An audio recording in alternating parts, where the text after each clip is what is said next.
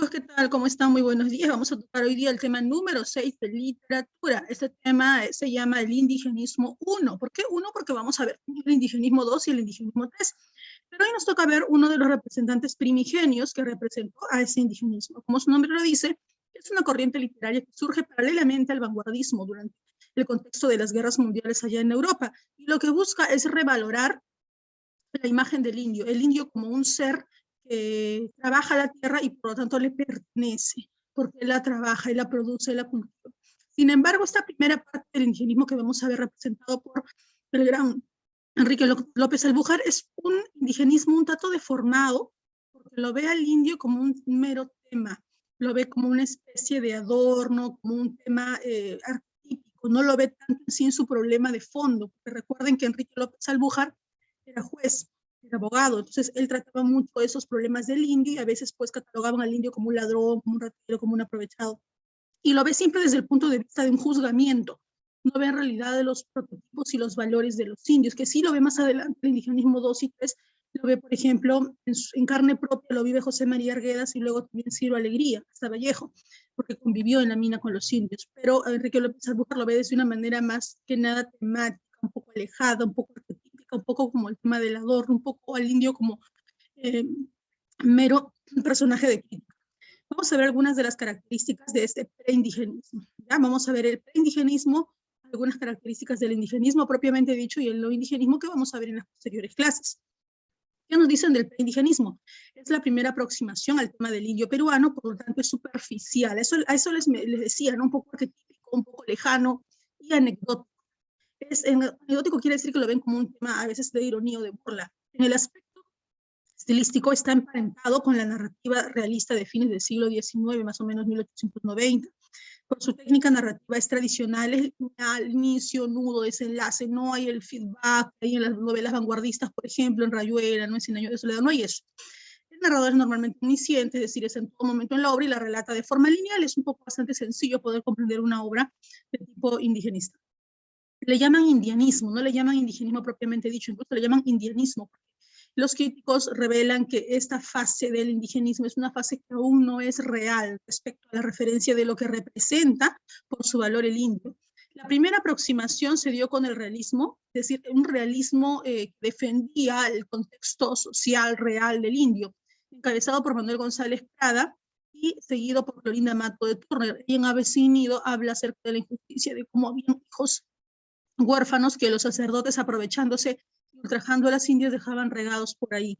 Entonces por ahí como que se ve el tema del indio de una anécdota, ¿no? A través de una anécdota, porque en este caso los curas se aprovechaban de las indias. Entonces no vemos el real problema del indio, que es la tierra, sino un poco algunos contextos anecdóticos que sucedieron en relación a los indios, ¿no?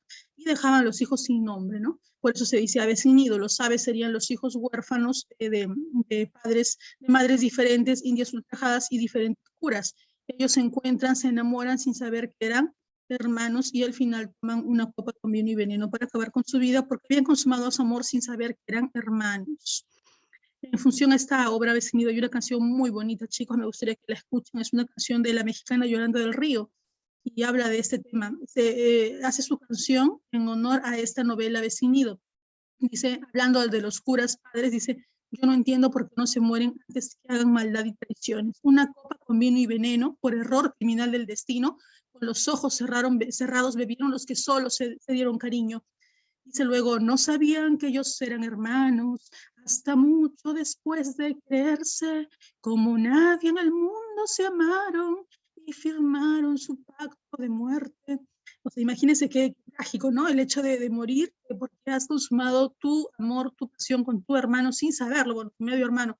Es una canción muy bonita, muy triste, escúchenla porque prácticamente narra el argumento de haber sido Yolanda del Río Mexicana. Se llama La hija de nadie, ¿ya? El tema de la canción, la perspectiva acerca del indio es exotista, o sea, es un poco exótica, lo ven al indio como un adorno, a veces como un ser, como les digo, negativo, un ser crítico, lo cual realmente no era una realidad natural del indio. El indio es muy trabajador, tiene muchos valores, es muy solidario. Entonces habla un poco del tema exotista del indio, así lo representa Clorinda Mato de Turner, y también la versión un poco despectiva de García Calderón. El indigenismo propiamente dicho ya es la esencia del indigenismo, porque aquí el representante más grande de este indigenismo va a ser el gran taita, si le llaman taita, José María Arguedas. José María Arguedas vivió con los indios, comía con los indios, dormía con los indios, se enamoró de una india, su justinacha querida, ese puntito negro que veía de lejos, su cabecita, ¿no? De lejos, ese se sentaba al lado de un monte y decía, ¿cómo amo ese puntito negro? ¿Cómo me muero por ese puntito negro? Mi justinacha de trenzas de torcaza, pero yo lo amo al cuto, ese puto negro feo, cara de sampo, decía, ¿no? Porque sí, la india tenía un enamorado que era un puto, un laciador de vaquillas, ¿no? Pues era fuerte, era fornido, era mayor, ¿no? Pero él estaba muy enamorado. Para José María Arguedas en su vida real, pues él le decía, es mi Guarmacuyay, ¿no? José María Arguedas hablaba muy bien el quechua, también hablaba el aymara y obviamente el español, porque era de padre blanco, ¿no? De padre español. Y pues en este caso él sentía un poco de inestabilidad en cuanto a sus vivencias, porque lo llevaban constantemente de colegio en colegio, lo cambiaban a vivir en diferentes localidades. El padre era abogado y se movía por muchas partes del Perú para defender sus casos. Y bueno, al final se casa con una hacendada rica, se instala ahí Ernestito. ¿Por qué digo Ernestito? Porque es el nombre que se va a poner en muchas de las obras que él mismo escribe. Por ejemplo, en Guarmacuyay él es el niño Ernesto, en Agua él es el niño Ernesto, en Los Escoleros él es el niño Ernesto. Y en casi todas sus obras él también participa como personaje y narrador omnisciente a la vez. Y pues lastimosamente su Guarmacuyay no fue correspondido, ¿no? Sin embargo, don Froilán, el malvado hacendado, abusó sexualmente de su justinacha y él lleno de impotencia no sabía cómo hacer para matar a don Froilán. Fue donde el negro Cutu, negro cara de sapo, y le dijo, anda, mátalo, mátalo, porque ha abusado de Justinacha, no seas cobarde, negro, mátalo, mátalo, si no, lárgate, ¿para qué vives acá, negro cobarde? Y el Cutu efectivamente reflexionó en las palabras del niño Ernesto, que a su corta edad tenía una madurez de un niño grande, ¿no? De un adulto prácticamente. Y le dice, no puedo, niño, cuando tú seas abogado lo vas a meter preso, ahorita no puedo, no puedo. Y el negro, pues bastante cobarde esta acción, ¿sí? Me da mucha tristeza cuando leo esto, porque esta escena es muy triste, es como imaginar que realmente pasó. Como venganza empezó a golpear con su látigo, ya que no podía matar a don Froilán porque era cobarde y tenía miedo, entonces empezó a golpear a las vaquitas, a los becerritos, al punto de que mató a dos de ellas, ¿no? De los golpes. Y pues esto encarnizó más la cólera del niño Ernesto. Le dijo, no sirves para nada, negro, vete, negro cobarde. Y él se fue, despidiéndose de su amor por la justicia. Así termina esta obra bonita, reflexiva, Guarmacuyay y amor de niño, donde Ernesto se enamora de la india. Y como ven, entonces Ernesto vivió con los indios, dormía con los indios. Él decía que cada vez que su padre venía de su trabajo, que era cada 2 meses, cada 3 meses, la hacendada, la dueña de la hacienda, lo llevaba con él, lo cambiaba de ropa, lo bañaba, lo besía y comía en el comedor con toda la familia. Para que el padre pensara que la trataban bien, pero cuando el padre se volvía a ir, ella lo regresaba a vivir con los indios, a dormir en las tinas con pieles de ovejas que son bien calientitas y a vivir con los indios. Y él decía, yo era muy feliz con los indios, porque además ahí estaba mi Guamacuyay, ¿no? Mi amor de niño, que era su pinacha. Si mi madrastra hubiera sabido lo feliz que yo era ahí con los indios, me hubiera llevado a su lado donde realmente me hubiera atormentado. Esto lo dijo entre risas el gran Arguedas en una entrevista que le hicieron respecto de cómo él tuvo este clímax de inestabilidad en cuanto a dónde pertenecía, qué cultura pertenecía. Bueno, se inicia con la llegada de las corrientes vanguardistas. Primero empieza la vanguardia, que también van a influenciar, ¿no? Por eso que esto se da en el contexto de la década de los 20, el indigenismo propiamente dicho, 1920. La primera obra indigenista fue Cuentos Andinos, la primera, dice, ¿no? La primera que representó a esta corriente fue Cuentos Andinos de Enrique López Albujar también, donde el cuento más famoso es Matalache, que lo vamos a ver hoy día. Dentro de la vanguardia se desarrolla una vertiente que se puede denominar indigenista, o social que encabezó también Vallejo sobre el tusteno en la cual defiende a los indios que trabajan en las minas.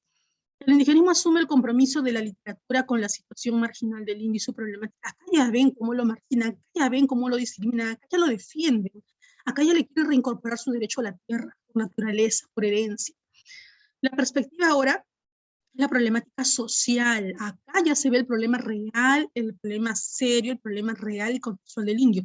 Y no simplemente de manera pedagógica, y mucho menos racial, como lo hacía suponer epidérmica la primera perspectiva indigenista. La literatura indigenista se propone presentar la realidad del indio lo más fidedignamente posible. ¿Quién lo hace? Arguedas, porque vivió con los indios. En el neoindigenismo se desarrolla a partir de la época de los 50, 1950, de la vanguardia narrativa europea. Tiempo fragmentado y circular, narradores múltiples, casi hay un poco más de técnicas influenciadas por la vanguardia.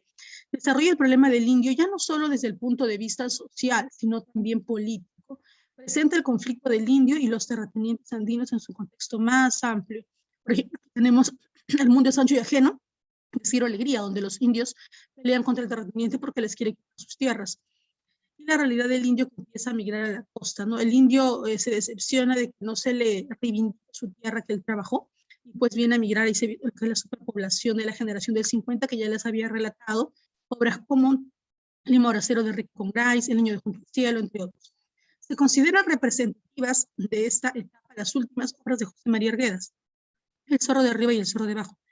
Además, chicos, da mucha pena porque es en esta obra última póstuma de Arguedas donde él cuenta la forma en cómo se va a suicidar. Se suicidó tirándose un balazo en la sien en la Universidad Agraria. Murió 3 o 4 días después. Y pues también tenemos a Manuel Escorza con Redoble por Ratas. El representante que vamos a ver hoy día es Enrique López Albujar, nació en Chiclayo, Lima, considerado como iniciador del indigenismo con su obra Cuentos Andinos. Como les dije, dentro de estos cuentos andinos, el más famoso es Matalaché, también Ushananhampi, también muy bonito cuento, está en Ushananhampi.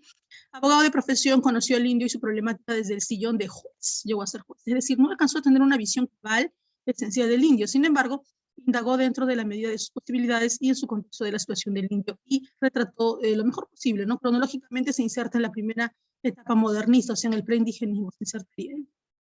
Abordó temas en general, problemática de los marginados, tenemos cuentos andinos, Matalaché y nuevos cuentos andinos. ¿De qué nos trata Matalaché? Lo vamos a ver mejor en un video para que lo puedan comprender mejor. Ya, atentos por favor, me dicen si están escuchando el sonido. Es una obra bastante injusta, chicos, porque pues siglo XX. Van a ver el final trágico también. Atentos por favor. Ambientada en 1816, la historia se desarrolla en una hacienda piurana llamada La Tina, donde se fabrican jabones y cueros, cuyo dueño es el criollo Juan Francisco de los Ríos y Zúñiga. María Luz, la hermosa hija de Juan Francisco, llega a la hacienda procedente de Lima, sin previo aviso. Se queda en la hacienda y le ponen como sirvienta a una vieja esclava llamada Casilda. La joven empieza a sentirse fastidiada y un tanto indignada por el ambiente que se vive en el lugar en donde reina lo vulgar y la barbarie. Una mañana, José Manuel Sojo, más conocido por su apodo de Matalaché, saluda a la joven. María Luz se queda impactada con la presencia del mulato y decide investigar más sobre él. Ella descubre que José Manuel no es como los demás esclavos, sino que es uno que ha recibido cierta educación y que no se dedica tanto a las labores de la hacienda, sino a la de padrillo, es decir, el trabajo del mulato consistía en servir de semental destinado a la reproducción. Al ser un esclavo, no era considerado un ser humano, sino una propiedad, una cosa, como el ganado, por eso lo usaban de padrillo, y de esta manera le vino el apodo de Matalaché, que dicho sea de paso, nació de un estribillo que cantaba un negro esclavo de la hacienda que dice así: cógela, cógela, José Manuel, mátala, mátala, Matalaché. Una mañana, María... Entiendan un poquito, chicos, para que entiendan un poquito lo que es ser un padrillo. A ver, esto se relata en Piura, en una hacienda de Piura. Había un hacendado rico, obviamente, y de pronto vino de visita su hija, María Luz, una hija obviamente rica, no blanca. Ella empezó a ver un poco con indignación e injusticia cómo trataban a los esclavos negros, con bastante radicalidad, bastante violencia, no lo golpeaban mucho. Ahí conoce a Matalaché, que era José Manuel, su nombre real, y se dio cuenta de que él era un hombre leído, culto, era diferente a los demás esclavos. Sin embargo, le pareció muy su género y la forma en cómo lo utilizaban. Obviamente, como era un esclavo, lo trataban como un objeto y lo usaban de semental. Padrillo significa persona que está destinada solo a la función de la reproducción, es decir, para que sigan habiendo más negros, porque muchos morían por hambre, por inanición o también por los trabajos forzados que hacían. Obviamente la hacienda necesitaba más esclavos, y para que estos que mueren sean reemplazados por los nuevos que iban creciendo y naciendo, él era utilizado para que el día pueda embarazar por lo menos entre 8 a 10 negras. Para eso lo utilizaban. ¿Por qué se quedó con el apodo de Matalaché? Porque cuando él entraba, obviamente, el cuarto, ¿no? Su función de semental o de reproductor, los negros afuera lo envidiaban, ¿no? Porque era un negro fuerte, fornido, muy fértil, ¿no? Le decían, cógela, cógela, José Manuel, así en dialecto negro, ¿no? Mátala, mátala, mátala, o sea, mátala compadre, amigo, ¿no? O sea, mátala significa, bueno, ¿no? O sea, ya ustedes se imaginan, pues, ¿no? Se refiere a el hecho de poder embarazarla. Eso se refiere para ello, para que entiendan un poco la función y por qué el nombre de Matalache. Continuamos con el video. Luz recorre junto a Casilda y José Manuel toda la hacienda. Justo al final de su recorrido llega al empreñadero, una especie de alcoba en donde Matalaché cumplía su labor de padrillo. El mulato se avergüenza de ello y pide retirarse, a lo que María Luz acepta. No obstante, sumergida en la curiosidad, esta le pregunta a Casilda sobre la finalidad de ese lugar, y ella le cuenta que aquel lugar servía para que el negro Matalaché cumpliera la labor de sus amos, la de reproducirse para generar más esclavos. María Luz poco a poco va llenándose de deseo y obsesión por el mulato, que no tiene los burdos modales de los demás esclavos. De esta manera termina enamorándose perdidamente de él y quedando atrapada en el deseo y la pasión. María Luz le pidió al mulato que le haga unas zapatillas y este empezó a trabajar duro, poniendo todo su empeño y creatividad en hacerle el más bello calzado. Cuando logra terminar el trabajo y se lo entrega a María Luz, esta queda aún más enamorada del mulato. Más adelante, María Luz confiesa su anhelo a la esclava Casilda y trama un plan para concertar una cita con el mulato. María Luz se haría pasar por Rita, la joven esclava de don Baltasar, que al inicio de la obra le había pedido a don Francisco de los Ríos que Matalaché la embarace para conseguir mejores esclavos. Una noche, cuando se da el momento propicio, María Luz está en el cuarto de Rita haciéndose pasar por ella y pide llamar a José Manuel. Cuando el mulato ingresa a la habitación de la esclava, que está totalmente a oscuras, este se confiesa ante ella y le dice que no desea poseerla porque su corazón le pertenece a María Luz. Ella, al escuchar las palabras del mulato, revela su verdadera identidad y le dice que ella no es realmente Rita. José Manuel se siente el ser más feliz sobre la faz de la tierra. Entonces se da lo inevitable. Ambos se unen y entregan al amor y se dejan consumir por el fuego de la pasión. Al pasar los días, María Luz se entera de que está embarazada e intenta de todo para acabar con ese hijo impuro que lleva en sus entrañas, al punto de querer quitarse la vida. Al no soportar tal vergüenza, bebe unas hierbas venenosas, pero no causan el efecto que ella desea. Don Juan Francisco de los Ríos, al enterarse de lo sucedido con su hija, gracias a que, al ser interrogados todos los esclavos, uno de ellos cantó la tonada insigne de Matalaché, cógela, cógela, José Manuel, mátala, mátala, Matalaché, don Juan Francisco, sumergido en la indignación, toma venganza contra José Manuel, quien es capturado por otros esclavos y termina siendo arrojado a una tina hirviente en donde se fabrican los jabones. Antes de morir, el mulato le recrimina a don Juan Francisco por su inhumanidad y su tiranía. Además, le dice que él, aunque es un esclavo, es tan humano como cualquiera y denuncia la injusticia que se está cometiendo por el solo hecho de no tener la misma piel que don Juan Francisco de los Ríos. Sus palabras retumban como una voz acusadora contra la discriminación racial.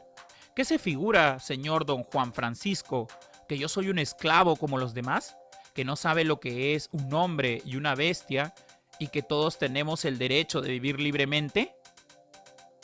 José Manuel es arrojado a la tina hirviente y días después la fábrica cierra sus puertas y es puesta en venta. De esta manera termina la novela Matalaché. Como han escuchado, chicos, el trágico final les decía muy triste, muy trágico, porque pues quien incita a este encuentro no es en sí Matalaché. Porque gracias a los zapatos que le hizo tan bonita, la chica pues María Luz está más ilusionada con él al ver sus virtudes y le confiesa pues ¿no? a Rita, su empleada, su nodriza, le confiesa el amor por Matalaché y con la complicidad de Rita planifican que en el hecho del cuarto reproductor esté ella en lugar de la esclava a quien esperaba Matalaché. Cuando se da cuenta, Matalaché era su amada, María Luz, de quien él también se había ilusionado y enamorado, y no era la esclava.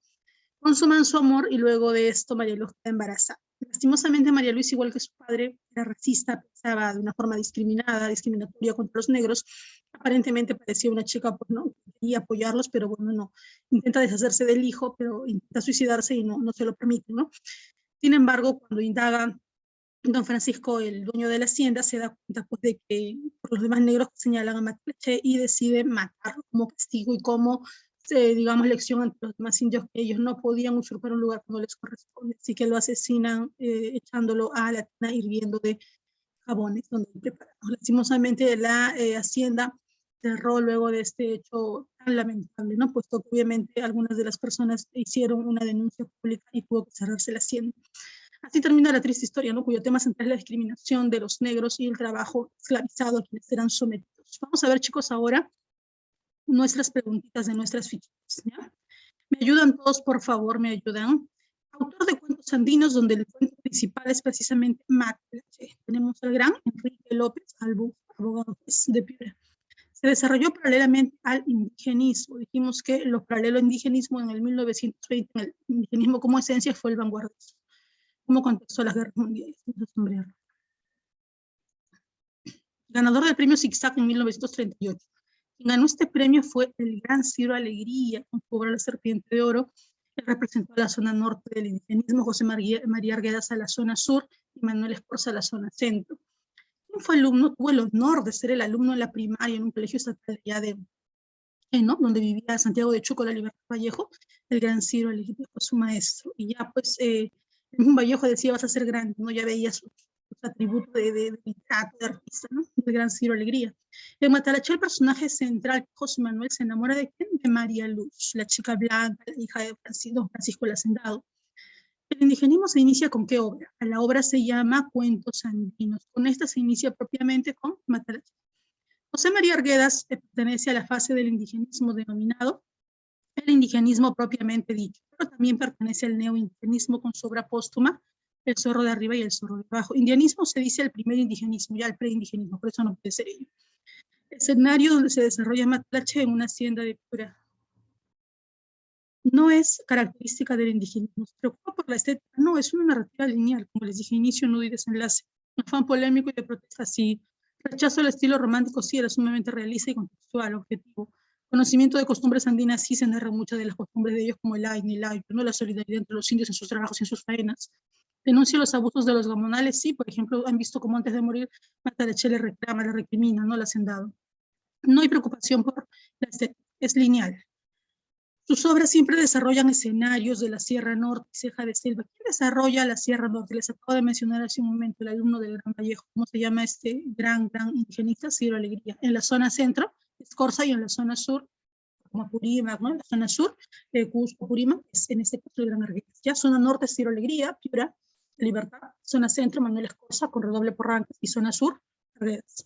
Tarea, escribe el argumento de Matlaché, que ya hemos contado el día de hoy, y un pequeño tema central. Escribe el argumento de redoble por Rancas, es redoble por Ranca, ya del gran Manuel Escorza. Y escribir el tema central, ilustrar. ¿Y cuáles son las características del indigenismo? Ya saben, defensa del indio, narrativa lineal, sin adorno, realista. Muy bien, chicos, muchas gracias por participar. Les estoy enviando el vídeo, entonces ya espero sus tareitas el día de hoy. Muchas gracias por su apoyo, comprensión y su responsabilidad. Gracias, chicos.